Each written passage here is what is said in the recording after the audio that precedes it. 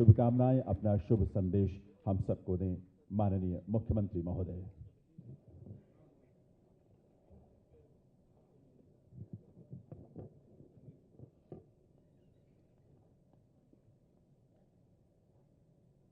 आंगनबाड़ी कार्यकर्तियों के स्मार्टफोन आंगनबाड़ी केंद्रों के लिए ग्रोथ मॉनिटरिंग डिवाइस वितरण के लिए आयोजित आज के इस विशेष कार्यक्रम में उपस्थित विभाग की राज्य मंत्री स्वतंत्र प्रभार श्रीमती स्वाति सिंह जी, प्रदेश के मुख्य सचिव CR के तिवारी जी, अपर मुख्य सचिव वित्त एवं महिला एवं बाल विकास विभाग श्रीमती राधा चौहान जी, प्रमुख सचिव महिला कल्याण एवं बाल विकास विभाग के सभी अधिकारीगण, आज के इस कार्यक्रम में यहाँ पर उपस्थित आंगनबाड़ी से जुड़ी हुई सभी बहनें और प्रदेश के 29 जनपदों में आयोजित होने वाले आज के इस कार्यक्रम में उपस्थित सभी विभाग के अधिकारीगण, आंगनबाड़ी केंद्रों से जुड़े हुए सभी आंगनबाड़ी की बहनें, मुझे बहुत प्रसन्नता है कि आदरणीय प्रधानमंत्री जी का जो एक संकल्प था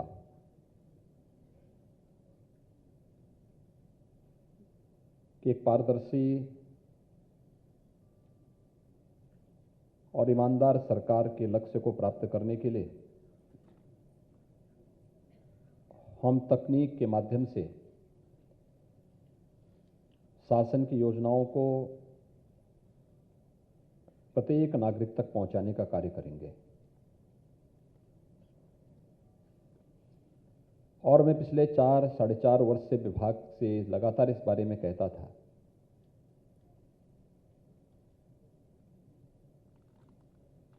कि तकनीक के लिए आवश्यक है कि हम उस प्रकार के संसाधन उन लोगों तक पहुंचाने का कार्य करें जो शासन की योजनाओं को अंतिम पायदान पर बैठे हुए व्यक्ति तक पहुंचाने का कार्य करते हैं। और मुझे प्रसन्नता है कि उत्तर प्रदेश ने विगत 4.5 वर्ष के अंदर एक लंबी दूरी तय की है। आज उत्तर प्रदेश के बारे में लोगों की धारणाएं बदली हैं, देश की भी और दुनिया की भी। हर एक विभाग ने कुछ न कुछ नया किया है, अच्छा किया है और अन्यों के लिए भी उससे सीखने के लिए कुछ नया भी दिया है। आज का एक कार्यक्रम बहुत महत्वपूर्ण कार्यक्रम है। सामान्य रूप से यह कहने के लिए स्मार्टफोन वितरण या ग्रोथ मॉनिटरिंग डिवाइस के वितरण का कार्यक्रम हो सकता है, लेकिन इसकी गूंज सुशासन के लक्ष्य को प्राप्त करने में नींव के पत्थर के रूप में है। याद करिए, आज से 4 साल पहले तक की क्या स्थिति थी। आंगनबाड़ी की इन बहनों को देख करके हम लोग भय खाते थे कि पता नहीं कहां धरना प्रदर्शन में लोग बैठ करके माहौल खराब कर दें। लेकिन आज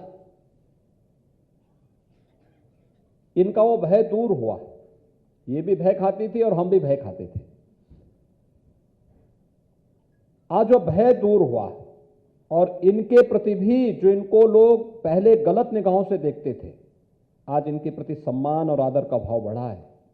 और मैंने स्वयं बहुत नज़दीक से इनके कार्य पद्धति को देखा है। भाइयों बहनों, हम सबको इस बारे में जानना होगा कि व्यक्ति हो या संस्था हो, अपने बारे में कितना भी बड़ा विज्ञापन जारी करें, कितना प्रचार प्रसार करें, सब कुछ कह दें, लेकिन विपत्ति और आपत्ति के समय ही आप उसकी सही पहचान कर सकते हैं। जो व्यक्ति संकट आने पर भाग खड़ा हो, सहयोग के लिए न खड़ा हो, और कितना भी बड़ा संपन्न क्यों न हो, कितना भी बुद्धिमान क्यों न हो, अगर उसकी बुद्धिमत्ता या उसका ऐश्वर्य लोक कल्याण के लिए, समाज कल्याण के लिए उपयोग में नहीं आ रहा है, तो उसका कोई महत्व नहीं। और इस सदी के सबसे बड़े संकट के दौरान एक समय जब मैं देख रहा था कि मीडिया यूपी को ज्यादा फोकस करते हुए एकदम ट्रायल चल चुका था कि आखिर कोरोना तो सब जगह था, देश के अन्य राज्यों में भी था और दुनिया के भी तमाम विकसित देशों में भी था, अभी भी है, लेकिन यूपी को ज्यादा ही फोकस था। और होता भी है, जब जहां लोगों को उम्मीदें होती हैं वहां पर लोग कुछ अच्छा भी करना चाहते हैं। और उस समय कोरोना के प्रथम लहर के बाद जब द्वितीय लहर आ ही गई और हर एक ओर से हम पर हमले होने प्रारंभ हुए, हमें कटघरे में खड़ा करने की कवायद शुरू हुई, तब हमारी सरकार ने तय किया कि हम लोग हर गांव में और हर शहरी मोहल्ले के लिए एक निगरानी समिति बनाएंगे। और अप्रैल में हम लोगों ने निगरानी समिति गठित की थी 2021 में, जो घर घर जाकर के एक एक व्यक्ति की पहचान करेंगे और हर संदिग्ध व्यक्ति को मेडिसिन किट उपलब्ध कराने, उसकी सूची बनाने और फिर अगले 24 घंटे के अंदर आरआरटी के द्वारा उनकी जांच कराने की कार्रवाई को संपन्न करेंगे। देखिए, दोनों एक दूसरे के साथ जुड़ी हुई थी। आंगनबाड़ी जाती थी, आंगनबाड़ी आशा वर्कर, एएनएम, गांव के प्रधान या शहरी क्षेत्र है तो वहां का पार्षद, अन्य राजस्व से जुड़े हुए कर्मी थे, ग्राम्य विकास और पंचायती राज से जुड़े हुए कर्मी थे या नगरीय विकास से जुड़े हुए कर्मी थे। ये 10-12 लोगों की टीम उस महामारी के दौरान भी घर घर जाती थी। कोई भी व्यक्ति, सर्दी है, जुकाम है, बुखार है या किसी भी प्रकार की खांसी भी है, वहां पर जाकर के उन्हें मेडिसिन किट उपलब्ध कराती थी, उनकी सूची तैयार करती थी और सायंकाल तक उस सूची को जिला मुख्यालय पे पहुंचाने का काम भी करती थी। और जिला मुख्यालय से फिर उस सूची को हमारे पास पहुंचाया जाता था। फिर हम लोग उस सूची की 2-3 सूची बनाते थे, एक तो जिला मुख्यालय के माध्यम से, एक विभाग के स्वास्थ्य विभाग या चिकित्सा शिक्षा विभाग के माध्यम से, और एक स्वयं मुख्यमंत्री हेल्पलाइन के माध्यम से। फिर उन लोगों से पूछते थे कि आपको मेडिसिन किट मिली? वो कहता था हाँ। क्या आपकी जांच करने के लिए कोई टीम आई? वो कहता था हाँ आ गई। या नहीं पहुंचता तो कहता था कि नहीं पहुंची नहीं, लेकिन वो टीम ने हमें सूचना दी है कि हम इतने बजे तक पहुंच रहे हैं। और देखते ही देखते जो कोरोना उत्तर प्रदेश के अंदर अनियंत्रित कहा जा रहा था, वह पूरी तरह नियंत्रित हुआ है। आज मुझे लगता है कि उत्तर प्रदेश ने देश के अंदर एक मॉडल देने का काम किया है कि कैसे किसी महामारी में हम सामूहिक प्रयास से कैसे उस पर नियंत्रण कर सकते हैं। कोरोना उसका एक मॉडल यूपी के अंदर है और यह पहली बार नहीं हुआ है, हमारे पास तो अनुभव था इससे पहले का भी। मैं जानता था, आंगनबाड़ी, आशा वर्कर, एएनएम, इन सब की ताकत को मैं जानता था, लेकिन हो सकता है कि इन लोगों ने अपनी ताकत को न समझा हो। मुझे याद है 1977 से लेकर के 2017 तक पूर्वी उत्तर प्रदेश के 7 जनपद, और अगर उत्तर प्रदेश के देखें तो 38 जनपद ऐसे थे जहां पर इंसेफ्लाइटिस से मौतें होती थी। अकेले पूर्वी उत्तर प्रदेश के गोरखपुर और बस्ती कमिश्नरी के 7 जनपदों में तो हर वर्ष 1,500 से 2,000 बच्चों की असमय मौत होती थी। और सरकारों तक आप सोचेंगे 1977 से लेकर के 1997 तक गोरखपुर से वो सूचना लखनऊ तक नहीं पहुंच पाई थी। 20 वर्षों तक सरकार संवेदनहीन बनी रही, कोई सुनने को तैयार नहीं था। 1998 में जब मैं सांसद बना तो मैं पहली बार वहां पे जाता हूं। मैंने पूछा ये क्या है, एक एक बेड में 4-4 बच्चे लेटे हुए थे। तो मुझे बताया गया कि नौ की बीमारी है। मैंने कहा नौ की बीमारी क्या होती है? कहा कि यहां के लोग इसको इसी रूप से संबोधित करते हैं।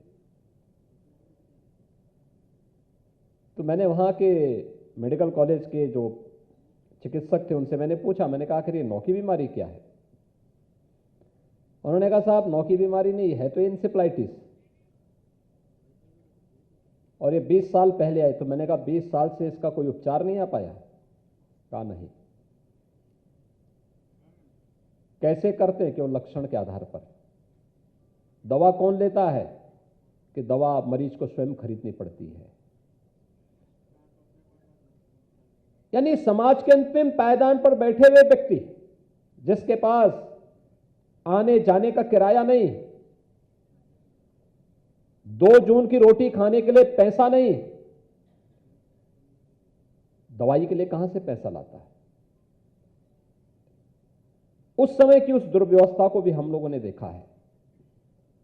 और आज मुझे प्रसन्नता है, यहां पे यूनिसेफ की कंट्री हेड भी बैठी हुई हैं और हमारे साथ पिछले 4 वर्ष के अंदर लगातार जिन संस्थाओं ने यहां पर अंतर विभागीय समन्वय के माध्यम से एक सफलतापूर्वक इंसेफ्लाइटिस के उन्मूलन की कथा को आगे बढ़ाया है, वह एक मॉडल है। उत्तर प्रदेश कोरोना के आने के पहले उसकी एक सफल कथा को लिख चुका था और वह अनुभव हमारे पास था। तब जब कोरोना अनियंत्रित हो रहा था तो मैंने कहा हम अपनी उस सफल कथा को ही आगे बढ़ाएंगे जो हम लोगों ने इंसेफ्लाइटिस जैसी बीमारी को नियंत्रित करने में पूर्वी उत्तर प्रदेश में सफलता प्राप्त की। आज पूर्वी उत्तर प्रदेश में मैंने बहुत दौरे किए। इधर बाढ़ आई थी, बाढ़ के दौरान गया था, बाढ़ से पहले भी गया था। बाढ़ से पहले दौरे मेरे केवल इसी बात को लेकर के थे, एक कोरोना की स्थिति क्या है और दूसरा इंसेफ्लाइटिस की स्थिति क्या है। अब आश्चर्य करेंगे 95 से लेकर के 97% मौत के आंकड़ों को नियंत्रित किया जा चुका है। यानी उतने बच्चे एकदम सुरक्षित हैं। ये दुनिया के लिए अपने आप में एक मॉडल है। और उसके साथ साथ कोरोना को सफलतापूर्वक नियंत्रण करने में भी जो कार्य हमारी जो फील्ड वर्कर्स ने किया है, खासतौर पर आंगनवाड़ी ने, आशा वर्कर ने, एएनएम ने, एक अत्यंत यानी इसकी सराहना की जानी चाहिए। और मैं इसके लिए इन सभी आंगनवाड़ी, आशा वर्कर और एएनएम का हृदय से स्वागत भी करता हूं और अभिनंदन भी करता हूं। मैं बधाई देता हूं। अच्छा कार्य करेंगे, सरकार उसको एप्रिशिएट करेगी, समाज आपको सम्मान देगा और यही भूमिका आपको आगे बढ़ाएगा। देखिए, कार्य करने से कोई व्यक्ति न शारीरिक रूप से कमजोर होता है न मानसिक रूप से कमजोर होता है। कार्य करने से व्यक्ति शारीरिक रूप से भी मजबूत होता है और मानसिक रूप से भी परिपक्व बनता है, आत्मविश्वास से भरपूर होता है।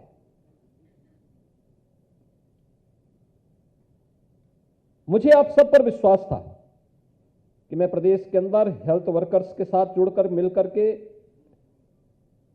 कोरोना वॉरियर्स के साथ मिलकर के फील्ड में जितने भी हमारे इस प्रकार के इस फील्ड में कार्य करने वाले अलग अलग टीमें हैं, इन सब के साथ मिलकर के हम लोग कोरोना को नियंत्रित करने में हम लोग सफल होंगे। उत्तर प्रदेश के अंदर कोरोना को अनियंत्रित नहीं होने देंगे। हाँ, हमारे सामने जब हमने मार्च और अप्रैल 2021 में आंगनबाड़ी और आशा वर्कर को कहा कि आप लोग डोर टू डोर सर्वे करें, मेडिसिन किट उपलब्ध करवाएं, उस समय वह कार्य तो शुरू हुआ। फिर मैंने कहा सूची भी हमें मिल जाए किस किस को दवा मिली है। तो सूची शुरुआती दौर में नहीं आ पा रही थी। तब मैंने विभाग से फिर कहा, मैंने कहा क्या हमारे पास सूची नहीं आ पा रही है तो क्या ये नहीं हो सकता, स्मार्टफोन अगर होता तो कितना अच्छा होता है। तकनीक कितना प्रभावी होता है, आप देख सकते हैं ना कैसे तकनीक के माध्यम से हम गांव में ही बैठे बैठे किस व्यक्ति को हमने मेडिसिन किट दी, वहीं पे उसका डाटा अपलोड किया, वो शासन में यहां पर ICCC में जिले के अंदर आ जाता, जिले के अंदर से हमारे पास आ जाता है। अलग से दौड़ धूप करने की आवश्यकता नहीं पड़ती।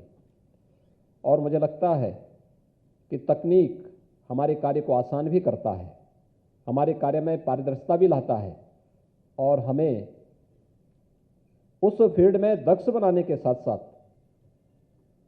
सम्मान का पात्र भी बनाता है।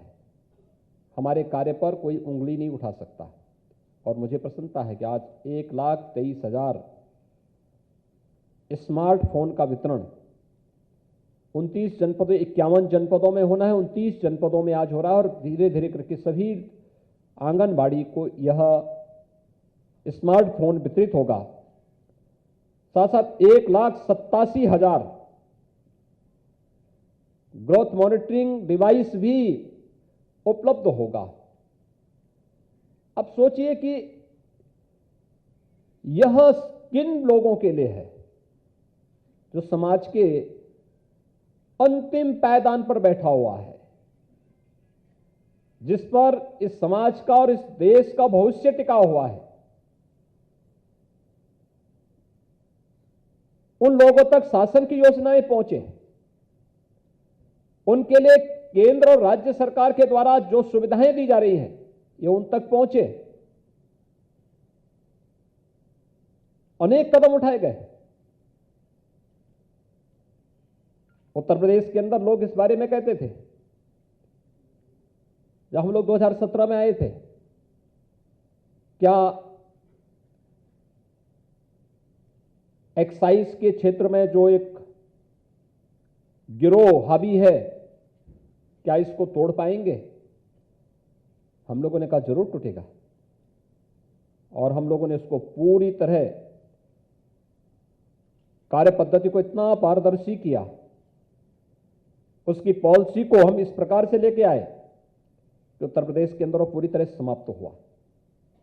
और ऐसे ही इसमें भी पंजीरी के लिए बदनाम क्षेत्र था और दोनों इसमें बदनाम होते थे। इसमें सरकार भी बदनाम होती थी। जो लोग इसके साथ जुड़े हुए थे उन लोगों ने तो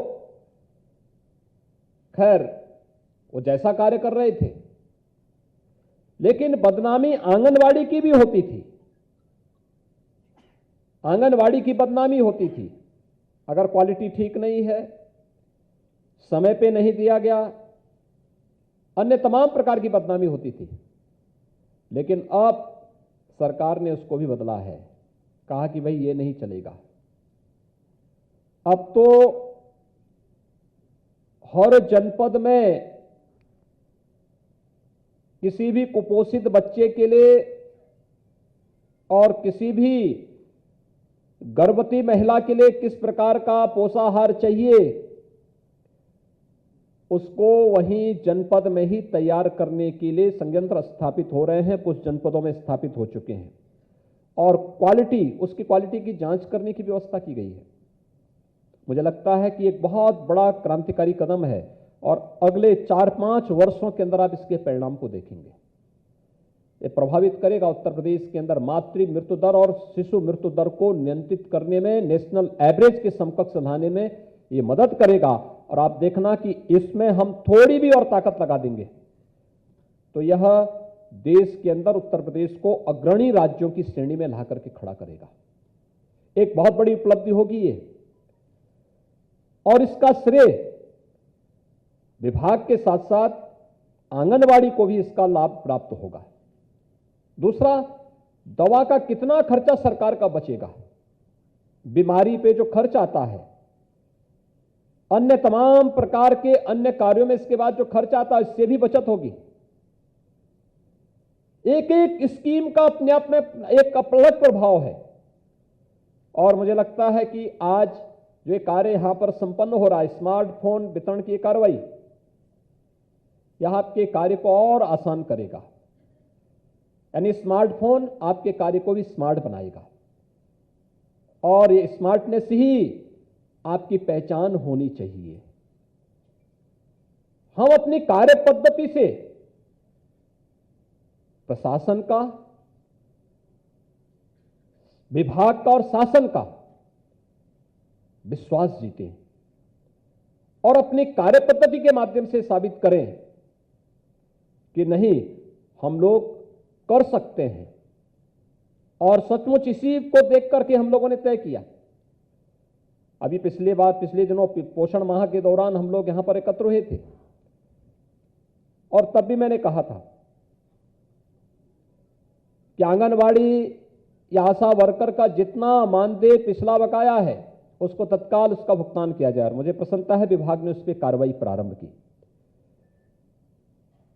और मैं उस दिन देख रहा था कि अगले दिन मीडिया में आया कि ये शासन ने उनको अतिरिक्त उनका मानदेय बढ़ाया है। ये तो पिछला वाला था, अभी सरकार उनको और भी देने जा रही है। और मुझे प्रसन्नता है कि वे लोग पूरी तन्मयता के साथ आज अपना कार्य कर रही हैं। आज उनकी कार्य पद्धति पर कोई प्रश्न नहीं खड़ा कर सकता, और जब किसी भी विभाग की कार्य पद्धति पर प्रश्न न खड़ा हो, लीकेजेज के लिए, भ्रष्टाचार के जितने भी रास्ते होते हैं, सबको जब बंद कर दिया जाता है तो विकास अपने आप ही आगे बढ़ता हुआ दिखाई देता है। और मुझे लगता है कि सर्वांगीण विकास की नींव को रखने का कार्य आप कर रहे हैं। आप सबकी मदद से अभी हम लोग हर एक आंगनबाड़ी के स्वयं के भवन बनाने जा रहे हैं। हर एक आंगनबाड़ी केंद्र को बाद में प्री प्राइमरी के रूप में कैसे आगे बढ़ाया जा सकता है, इस पर भी सरकार कार्य कर रही है, गंभीरतापूर्वक कार्य कर रही है। और आप देखना काफी परिवर्तन इसमें होगा। लेकिन आज जो ये दो कार्य यहां पर संपन्न हो रहे हैं, उत्तर प्रदेश की दृष्टि से बहुत महत्वपूर्ण होंगे। आने वाले समय में इसके बहुत अच्छे परिणाम सामने आने वाले हैं। मैं इस अवसर पर विभाग को हृदय से धन्यवाद देता हूं। जिन आंगनवाड़ी बहनों को आज यह स्मार्टफोन और ग्रोथ मॉनिटरिंग डिवाइस उपलब्ध कराई जा रही है, आपकी बेहतर ट्रेनिंग हुई है, आप इसको अच्छे ढंग से आगे बढ़ाएंगे। क्योंकि मानदेय को बढ़ाने के साथ साथ आपके द्वारा किए जाने वाले कार्य को अगर आप उसमें अपलोड करेंगे तो मानदेय में उतनी ही वृद्धि भी उसमें होती भी दिखाई देगी। आप सब इसका लाभ लेंगे, इस विश्वास के साथ आप सबके प्रति मैं अपनी शुभकामनाएं देता हूं। धन्यवाद। जय हिंद।